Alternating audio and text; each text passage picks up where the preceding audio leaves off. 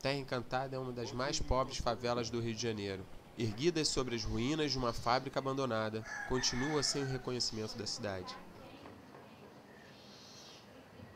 Sem nenhuma infraestrutura, como ruas pavimentadas, água e esgoto, esta comunidade carece também de serviços governamentais, como escolas e postos de saúde.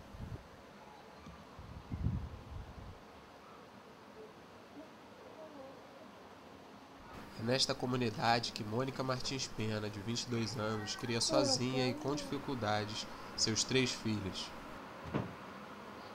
Meu filho de 2 anos, ele tá na creche desde 4 meses de idade. Que eu botei porque teve uma época que eu tava passando necessidade mesmo. Que não acordava, não tinha nem o que dar pra eles comer. Por isso que eu botei ele na creche.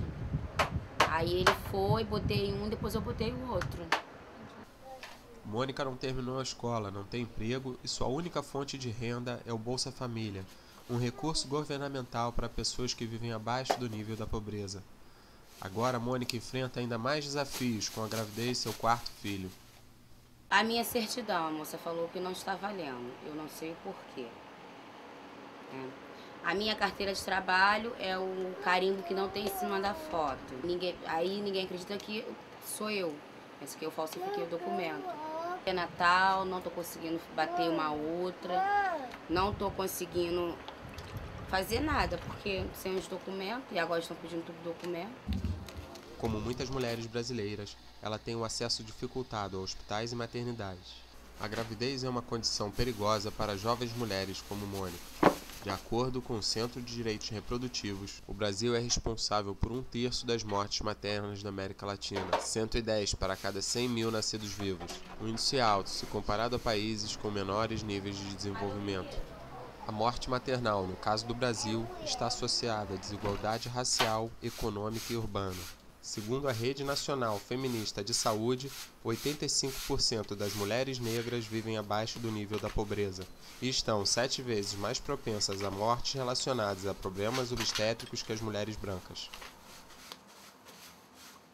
Maria Luísa de Carvalho é psicóloga da Maternidade Escola da UFRJ e membro da REUNA, Rede Nacional pelo Parto Humanizado. Nós temos uma grande dificuldade, por exemplo, no município do Rio de Janeiro, e acredito que seja a realidade de todo o país.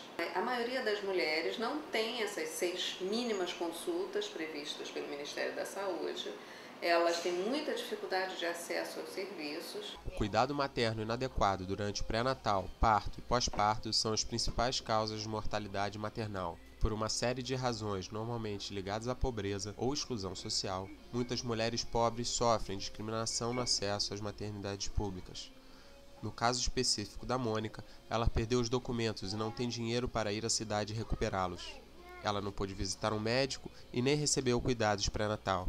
Ela não sabe sequer em que dia a gravidez está. É muito difícil, ainda mais água, é tudo difícil aqui, as condições é distante, hospital, mercado, açougue, farmácia, escola, são tudo distante.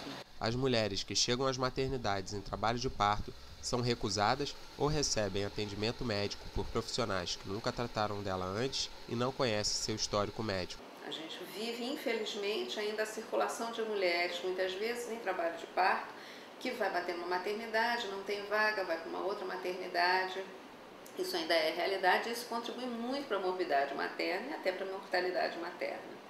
A mulher que faz o pré-natal, ela não tem a garantia de que ela vai realizar o seu parto na mesma instituição onde ela fez o pré-natal, porque a gente não tem a regionalização garantida de que ela vai ter o filho na sua região onde ela mora.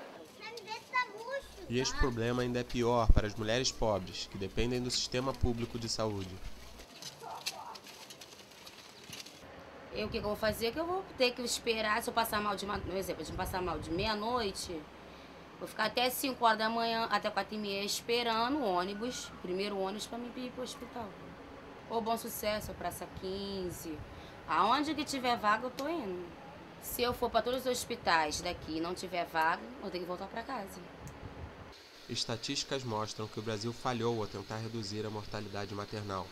O governo não está reforçando programas de saúde, como o da assistência integral e do parto humanizado, mesmo depois de admitir que estes programas populares poderiam facilmente prevenir muitas mortes.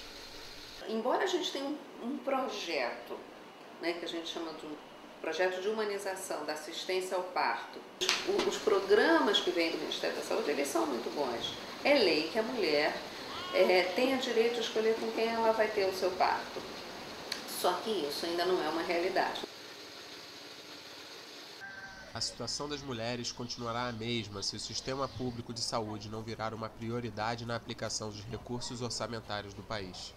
É fundamental que os governantes respeitem a Constituição e cumpram as leis vigentes. Algumas semanas depois, Mônica deu à luz, sozinha em uma maca de hospital, a uma menina prematura de 5 semanas e com uma severa infecção urinária.